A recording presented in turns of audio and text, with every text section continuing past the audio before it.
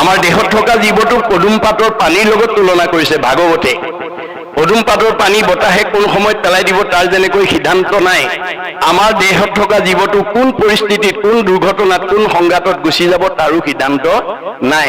সেইকাৰণে দৃষ্টি শক্তি থাকোঁতেই, শ্ৰৱণ শক্তি থাকোঁতেই, ভৰি আহিব পৰা শক্তি থাকোঁতেই আজিৰ দৰে অনুষ্ঠানলৈ নিমন্ত্ৰণ পালে 10 বন কাটি কৰি আহিব দেই। মাধৱদেৱে কৈছে, তোমাৰো গুণৰ মহিমা দেখিয়া আন যত কাম দূৰতে তেজিয়া থৈলো।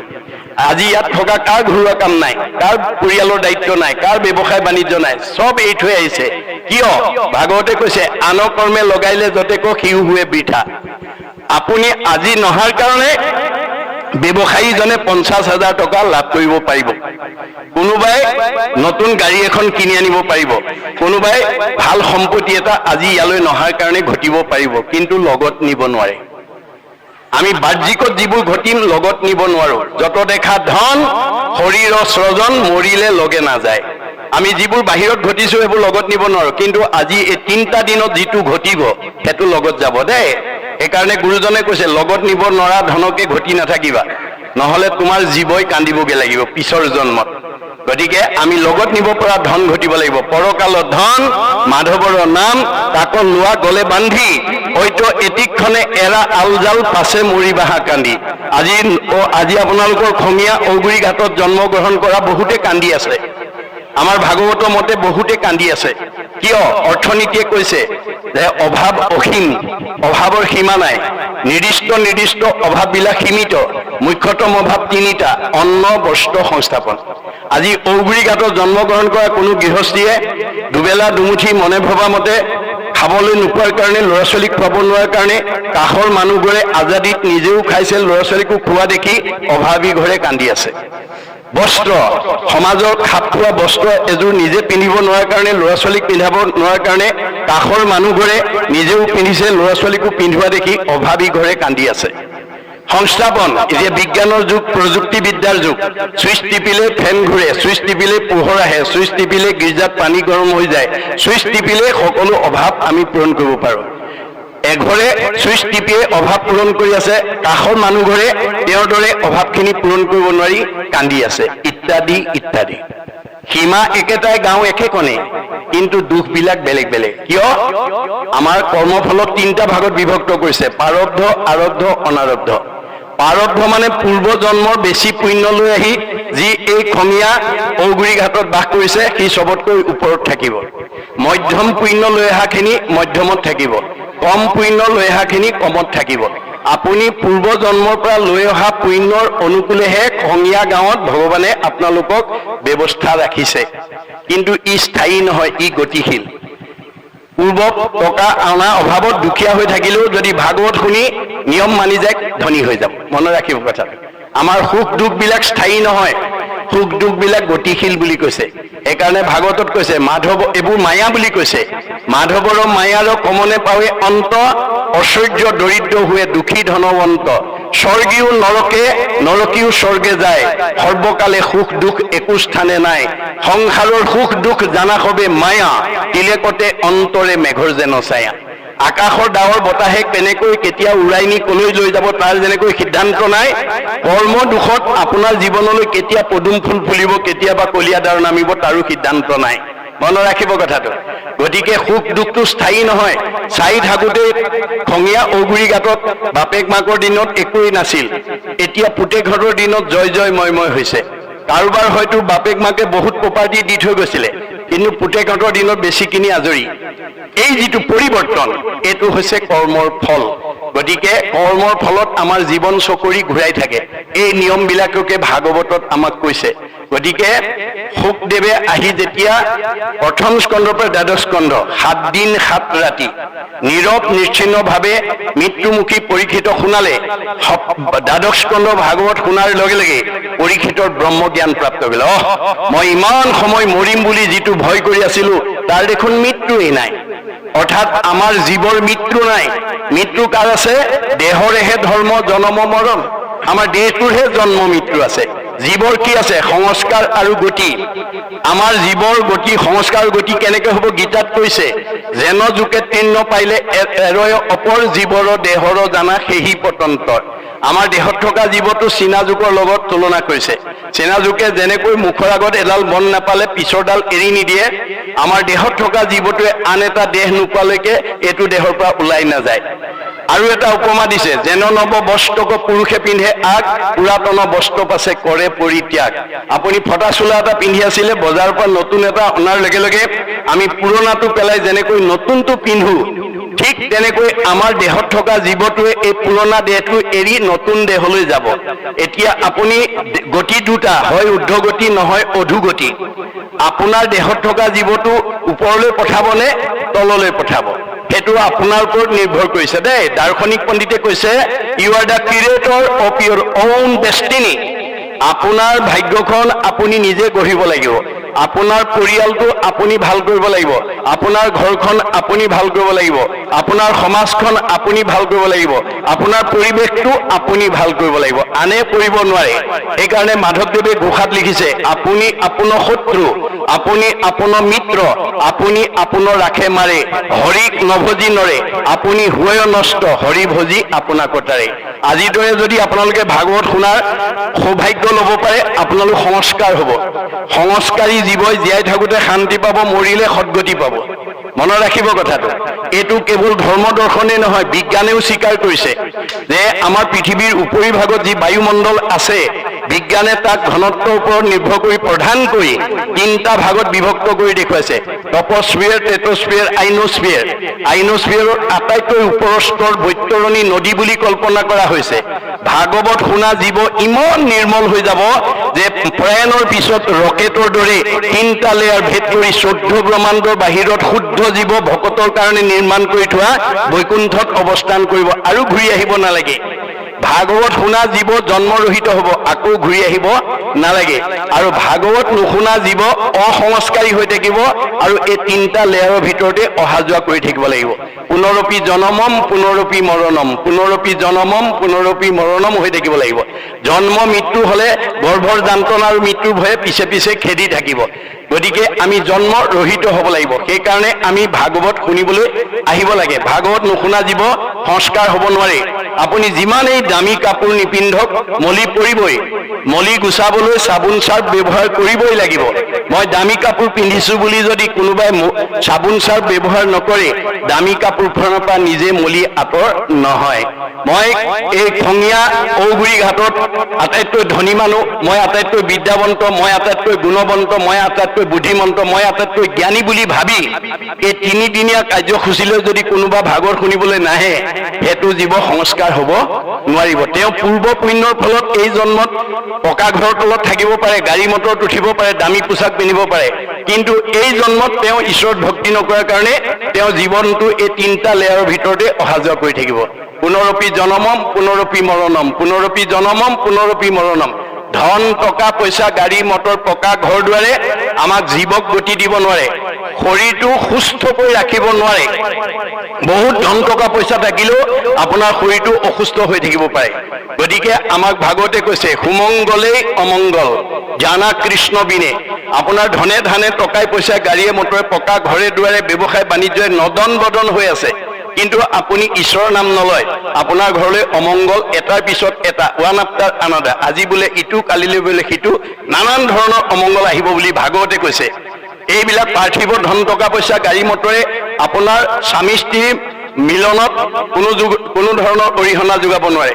বহুত ধন টকা পইচা থকা মানুহৰ মাজতো, পৰিয়ালৰ মাজতো স্বামী স্ত্ৰীৰ মনোমালিন্য, শাহু বোৱাৰীৰ মাজত মনোমালিন্য, ককাই ভাই ইজনৰ প্ৰতি সিজনৰ সদ্ভাৱ নাই, ইত্যাদি ইত্যাদি।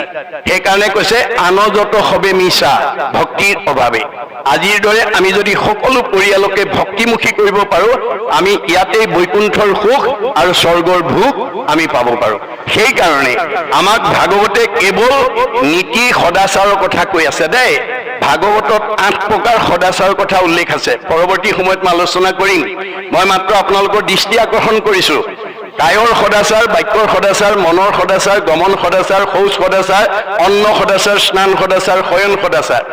এই 8 প্ৰকাৰ সদাচাৰ যদি আমি নিজে শিকি ল'ব পাৰোঁ আৰু পৰিয়ালক যদি শিকাব পাৰোঁ, ভগৱানে দিয়া 100টা বছৰ ভোগ নকৰাকৈ আপুনি যাব নোৱাৰে। আপোনাৰ ভগৱানে আমাক চবকে 100 বছৰ দিছে, কাকো কমাই দিয়া নাই। মনুষ্যৰ আয়ুষত বৰিষ সংঘাত বুলি কৈছে। মানুহ মাত্ৰেই মই 100 বছৰ দিছো, তৎসত্বেও আজি আমাৰ বহুত উঠি অহা প্ৰজন্ম আমাৰ মাজৰ পৰা 100 বছৰ আগতে গুচি গৈছে। কিয়? তেওঁলোকে ভাগৱত নপঢ়ে, নুশুনে, ভাগৱতৰ নিয়ম নামানে। গতিকে তেওঁলোকে অনাচাৰ বেবিচাৰ কৰাৰ কাৰণে ভগৱানে দিয়া 100 বছৰ ভোগ নকৰাকে আমাৰ মাজৰ পৰা বিদায় লৈছে। কিয়? অখাদ্য খাইছে, মানে ৰাগিয়াল বস্তু খাইছে, মদ ভাং ড্ৰাগছ আদি অখাদ্য খাইছে, যাৰ কাৰণে শৰীৰত ৰোগ ব্যাধি হৈছে আৰু অল্পায়ু হৈ আমাৰ মাজৰ পৰা গুচি যাব লগা হৈছে। গতিকে ভাগৱত শুনা মানুহ তাৰ পৰা আঁতৰি আহিবলৈ বাধ্য হ'ব। ভাগৱতত কেৱল নিয়ম নীতি কৈছে। এই বিষয়ে মই পৰৱৰ্তী সময়ত আলোচনা কৰিম। গতিকে 8 প্ৰকাৰ সদাচাৰ যদি আপোনালোকে এইখন গাঁৱত যদি ভাগৱতৰ মাজেদি যদি শিকাই বুজাই যদি উঠি অহা প্ৰজন্মক যদি আগুৱাই নিব পাৰে, তেতিয়াহ'লে এইখন গাঁৱৰ মানুহে ভগৱানে দিয়াতকৈও আয়ুস বঢ়াব পাৰিব। আমাৰ গুৰু চৰিত্ৰত দেখাইছে যে শংকৰ মাধৱৰ দিনত কেইবাজনো আতা পুৰুষে শংকৰ মাধৱৰ পৰাই ভাগৱত ব্যাখ্যা শুনিছিল, কিন্তু তেওঁলোকৰ এটা চাৰিত্ৰিক বৈশিষ্ট্য আছিল। গুৰুতকৈ শিষ্য সিয়ান, খুচৰি খুচৰি লয় জ্ঞান। তেওঁলোকে নজনা কথাবিলাক চব শিকি ল'লে। শিকাওঁতা মাধৱদেৱ 107 বছৰ জীয়াই থাকিলে, শিকাওঁতা শংকৰদেৱ 120 বছৰ জীয়াই থাকিলে। তেওঁলোকৰ পৰা শিক্ষা লোৱা বদলা আতা 130 বছৰ, ৰামৰাম আতা 140 বছৰ, মথুৰা দাস আতাই 151 বছৰলৈ আয়ুস বঢ়ালে। গতিকে ভগৱানে দিয়া বয়স 100 বছৰ আছিলে। উপৰঞ্চি বয়সবিলাক ক'ৰ পৰা পালে? যিবিলাকে অনাচাৰ বেবিচাৰ ভ্ৰষ্টাচাৰ কৰিব, তেওঁলোকৰ পৰা আয়ুস কাটি নি মনাবিলাকক যোগ দিব, বেলেগৰ পৰা আনিব নোৱাৰে। মনত ৰাখিব কথাটো। গতিকে ভাগৱতত কেৱল নীতি সদাচাৰৰ কথা কৈ আছে। যে আমাক গুৰুজনে এটা উপমা দিছে যে আজি ইয়াত বহি থকা প্ৰত্যেকে ৰাতিপুৱা শুই উঠাৰ পৰা গধূলা খোৱালৈকে দিনটোত এবাৰ হ'লেও আপোনালোকে আইনাখন চাই। আপোনালোকে আইনাখন কিয় চাই বাৰু?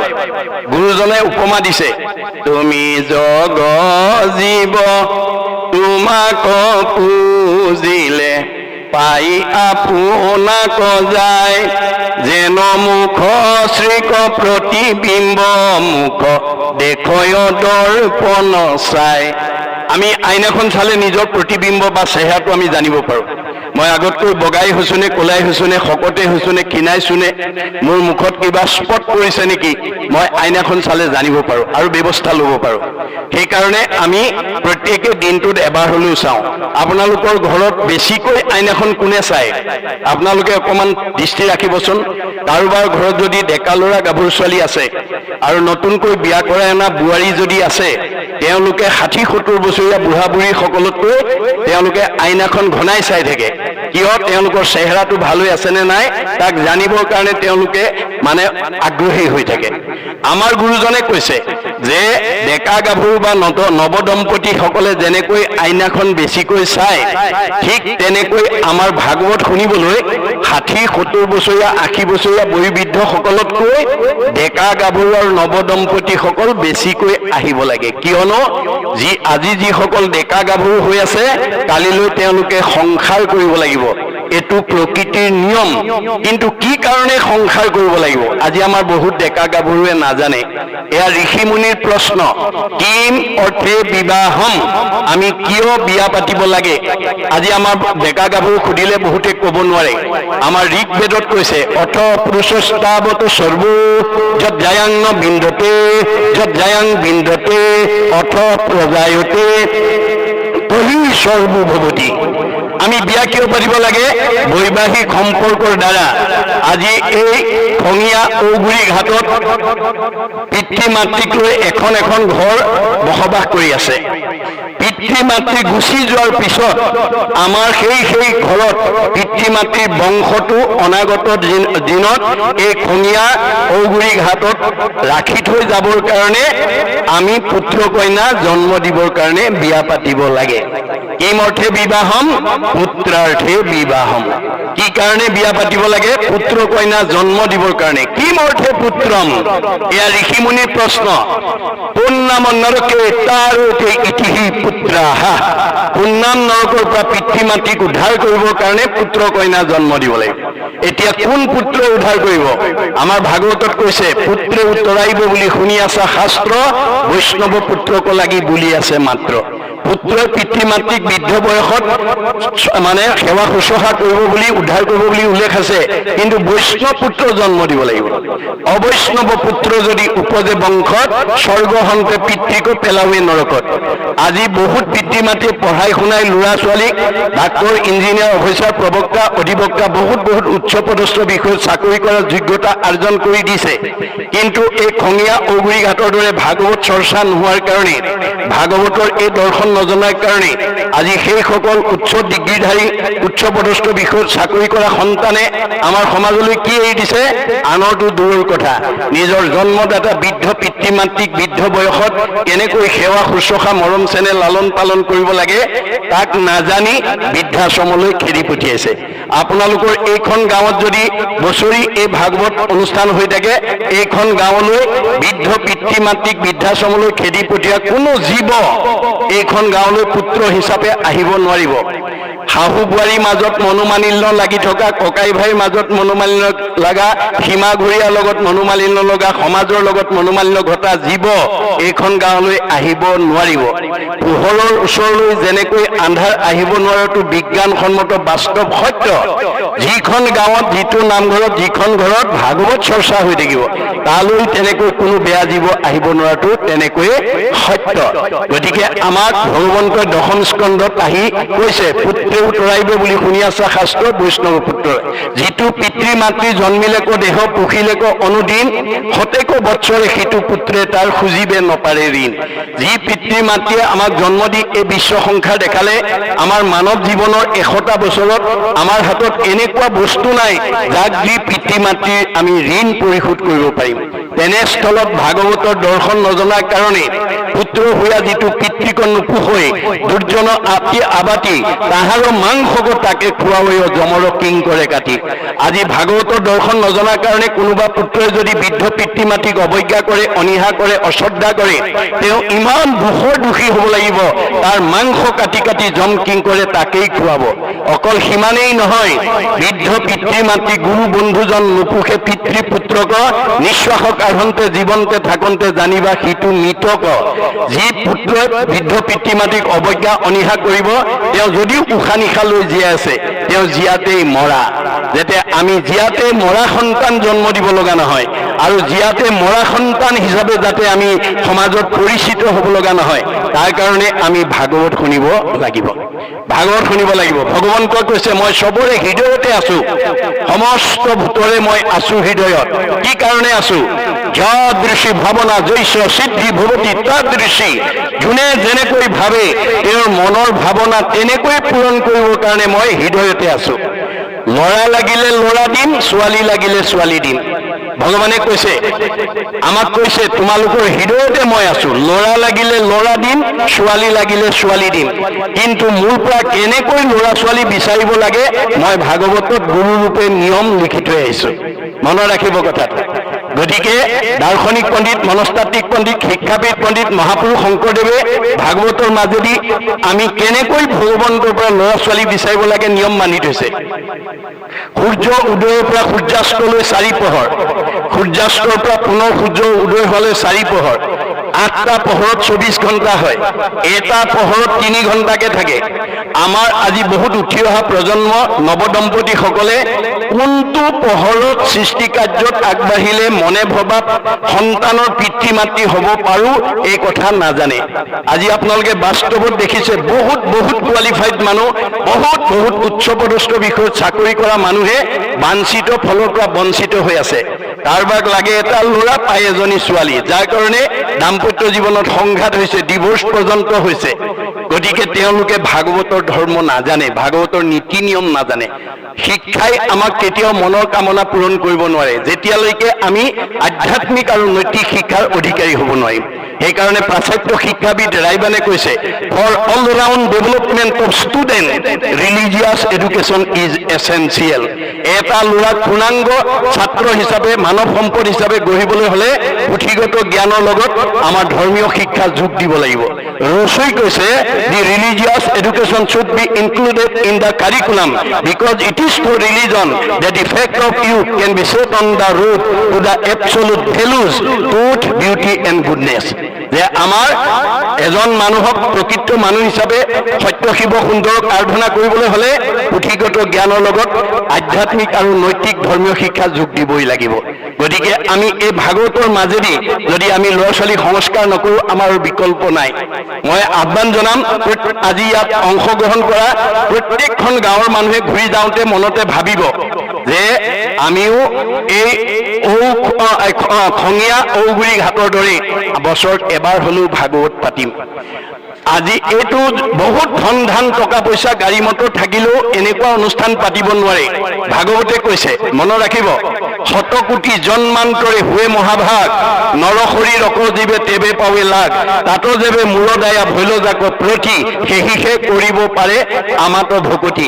খংগীয়া ঔগুৰি ঘাটৰ গাঁৱৰ ওপৰত আজি ভগৱানৰ কৃপা পৰাৰ কাৰণেহে তিনিদিনীয়া কাৰ্যসূচীৰে এনেকুৱা পবিত্ৰ অনুষ্ঠান অনুষ্ঠিত কৰিব পাৰিছে। ধন টকা পইচা শিক্ষা থাকিলেও নোৱাৰিব যদি নাভাবে। ভাবেন লভতে সৰ্বম, ভাবেন দেৱ দৰ্শনম, ভাবেন লভতে পৰম জ্ঞানম, তস্মাৎ ভাৱ অৱলম্বনম। আপোনালোকে প্ৰত্যেকেই ভাবিব লাগিব যে গাঁওখন সমাজখন কেনেকৈ একতাৰ দোলেৰে বান্ধি ৰাখিব পাৰোঁ, কেনেকৈ আমি শান্তিৰে থাকিব পাৰোঁ, তাৰ কাৰণে আমি কি ভাল কাম কৰিব লাগিব, এই কথা ভাবিব লাগিব। এই ভাল কামৰ ভিতৰত কলি যুগত ভাগৱত পাঠ ব্যাখ্যা বাদে আৰু দ্বিতীয় নাই। মনত ৰাখিব, ভাগৱত এই বেদ বেদান্তৰ সাৰ ভাগৱতত সকলো নীতি নিয়ম আচাৰ সদাচাৰ নিয়ম বান্ধি থৈছে। যিবোৰ নিয়ম যদি আমি নিজৰ লগতে উঠি অহা প্ৰজন্মক শিক্ষা দিব পাৰোঁ, আপুনি ইয়াতে বৈকুণ্ঠৰ সুখ, স্বৰ্গৰ ভোগ, আৰু এইটো যদি কৰিব নোৱাৰে নৰকৰ দুখ আমি ভুগিব লাগিব। সেইকাৰণে আমাক দেখুৱাইছে যে সূৰ্য অস্ত যোৱাৰ পৰা সূৰ্য উদয়ৰ পৰা সূৰ্যাস্তলৈ এই চাৰি পোহৰত আমাৰ কোনো দম্পতী সৃষ্টি কাৰ্যত আগ নাবাঢ়ে বা বাঢ়িব নালাগে। কেতিয়া বাঢ়িব লাগিব? সূৰ্য অস্ত যোৱাৰ পৰা পুনৰ সূৰ্য উদয় হোৱালৈ চাৰি পোহৰত আগবাঢ়িব লাগিব। তাৰে প্ৰথম দুটা পোহৰ বাদ দিবলৈ কৈছে কোনে? বিজ্ঞানে। কিয়? আমি খোৱা আহাৰটো ব্ৰহ্মলৈ ৰূপান্তৰ হ'বলৈ কমেও 6 ঘণ্টা সময় লাগে। আমি খোৱা আহাৰটো প্ৰথমতে ৰসৰ পৰা তেজ, তেজৰ পৰা মাংস, মাংসৰ পৰা মেদ, মেদৰ পৰা হাড়, হাড়ৰ পৰা মজ্জা, মজ্জাৰ পৰা শুক্ৰ, শুক্ৰৰ পৰা সন্তান হ'ব। গতিকে দুটা পোহৰ বাদ দি তৃতীয় আৰু চতুৰ্থ পোহৰত আগবাঢ়িব লাগিব। কেনেকৈ? আমাৰ আত্মবাণী আছে, পুৰুষ প্ৰকৃতি হবা একমতি, তেহে সিজিব হৰিত ভকতি। আপোনালোক স্বামী স্ত্ৰী দুইজন একমনা হৈ ল'ব লাগিব আৰু সৃষ্টি কাৰ্যত আগবঢ়াৰ আগতে দুয়োজন বহি আলোচনা কৰিব লাগিব যে আমাৰ প্ৰথম বা দ্বিতীয় সন্তানটো ল'ৰা লাগে নে ছোৱালী লাগে, কেনেকুৱা গুণসম্পন্ন লাগে, ডাক্তৰ লাগে নে ইঞ্জিনিয়াৰ লাগে নে প্ৰবক্তা লাগে নে অধিবক্তা লাগে নে সন্ত লাগে নে মহন্ত লাগে নে ভক্ত লাগে নে বৈষ্ণৱ লাগে, কি গুণসম্পন্ন পুত্ৰ বা কইনা আপোনালোকে কামনা কৰিছে, সেইটো দুইজনে আলোচনা কৰি ল'ব লাগিব। আলোচনাত সিদ্ধান্তত উপনীত হৈ যথা সময়ত দুইজনে মনৰ ভাৱ ভগৱানৰ ওচৰত নিবেদন কৰিব লাগিব। ভাবেন লভতে সৰ্বম, তেতিয়া আপোনালোকে ভবা সন্তানৰ পিতৃ মাতৃ হ'ব পাৰিব। যদি দাম্পত্য জীৱনত মতৰ ভেদ থাকে তেতিয়াহ'লে আপোনালোকৰ জীৱনলৈ কাশ্যপ ঋষিৰ নিচিনা অৱস্থা আহিব। অৰ্থাৎ কাৰোবাৰ স্বামীয়ে জানে ভাৰ্যাই নাজানে, কাৰোবাৰ ভাৰ্যাই নিয়ম জানে স্বামীয়ে নামানে, তেনেকুৱা যদি বৈষম্যতা থাকে, মতভেদ থাকে, তেতিয়াহ'লে আপোনালোকে মনে ভবা সন্তানৰ পিতৃ মাতৃ হ'ব নোৱাৰিব, কাশ্যপ ঋষিৰ নিচিনা হ'ব। কাশ্যপ ঋষিৰ দুগৰাকী ভাৰ্যা, এগৰাকীৰ নাম দিতি, এগৰাকীৰ নাম অদিতি। অদিতিয়ে স্বামীৰ লগত মন মিলাই সময়মতে সৃষ্টি কাৰ্যত আগবাঢ়িছিল কাৰণে আটাইকেইটা দেৱতা সন্তান জন্ম হ'ল। দিতি হিংসা কৰি আছিল, সতিনীৰ সন্তান হোৱা দেখি হিংসাত ভাগি পৰিছিল আৰু অসময়ত গৈ স্বামীৰ ওচৰত পুত্ৰদানৰ কাৰণে আহ্বান জনাইছিল উপাসনা ঠাইত। তেতিয়া দূৰদৰ্শী সম্পন্ন কাশ্যপ ঋষিয়ে কৈছিল, হে ভাৰ্যা, এইটো মানে পুত্ৰদানৰ সময় নহয়, এইটো উপাসনাৰ সময়, তুমি খন্তেক ধৈৰ্য ধৰা। নামানিলে। অৱশেষত মানে তেওঁ ভাৰ্যাক সন্তুষ্টি দিবৰ কাৰণে পুত্ৰদান দিলে। ফলত কি হ'ল? হিৰণ্যাক্ষ আৰু হিৰণ্যকশিপু। আমাৰ দম্পতীসকলেও যদি এই নিয়মৰ মানে আচৰণ নাজানে, আপোনালোকৰ ঘৰো বৃদ্ধ বয়সত বৃদ্ধ পিতৃ মাতৃক বৃদ্ধাশ্ৰমলৈ খেতি পঠোৱা জীৱ আহি যাব। গতিকে এই নিয়মবিলাক আমাৰ বান্ধি থৈছে।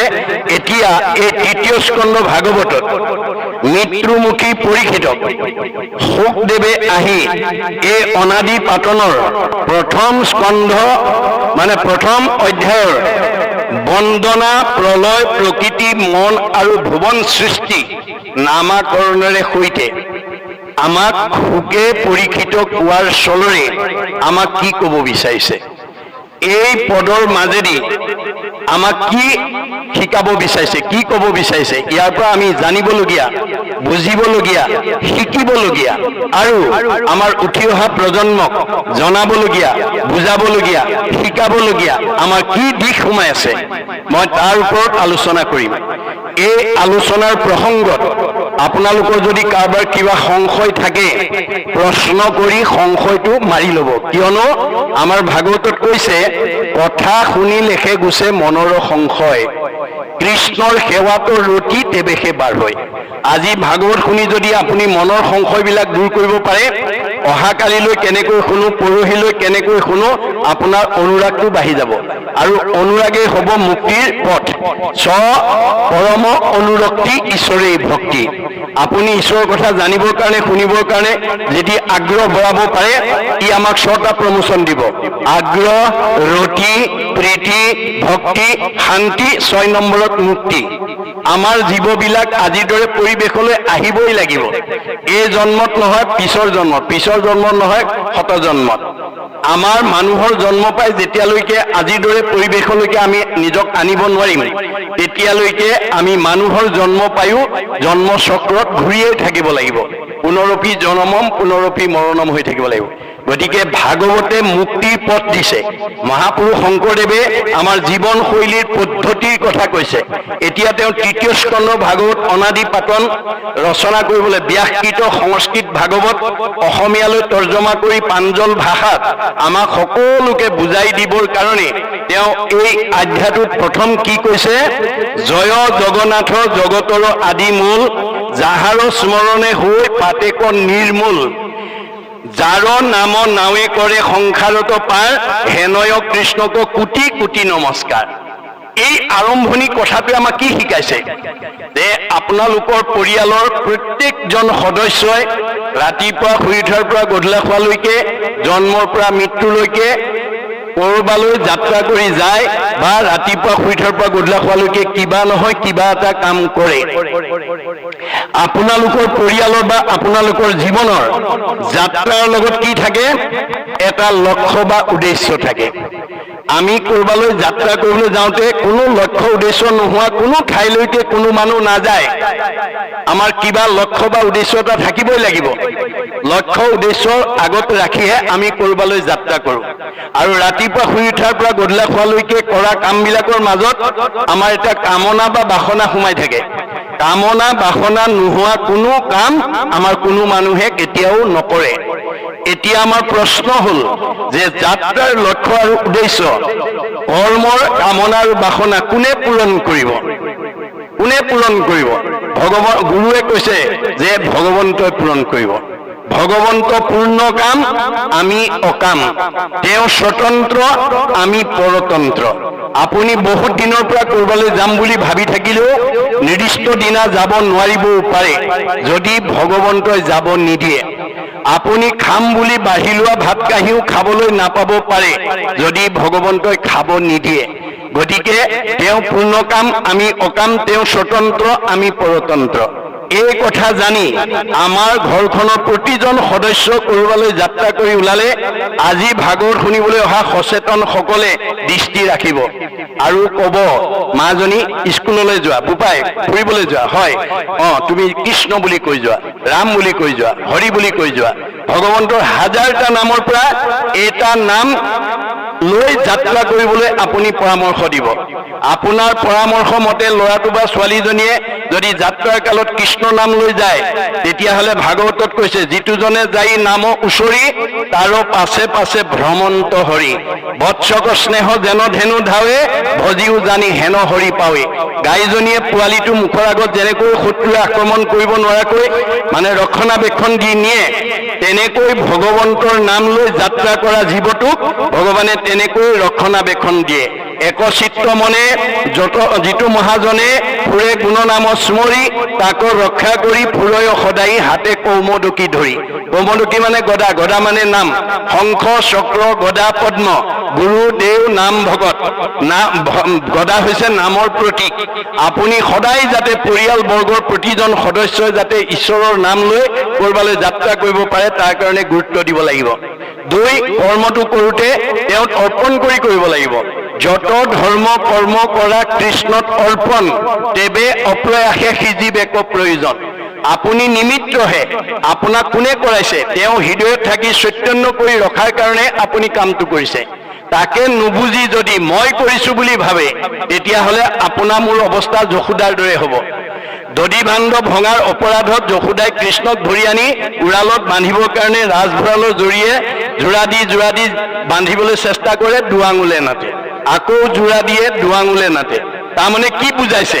যে যি সময়লৈকে যশোদাই মই বান্ধিছো, মোৰ ল'ৰাক বান্ধিছো বুলি এই মই মোৰ অহংকাৰে সৈতে বান্ধিব বিচাৰিছিল, সেই সময়লৈকে ভগৱন্তই বান্ধ দিয়া নাছিল। সমস্ত কৰ্মক মই কৰোঁ বুলি মানে অহংকাৰ বুলি তাকো জানিবা আপুনি। গতিকে মই কৰিছো বুলি ভাবিলে অহংকাৰ আহিব।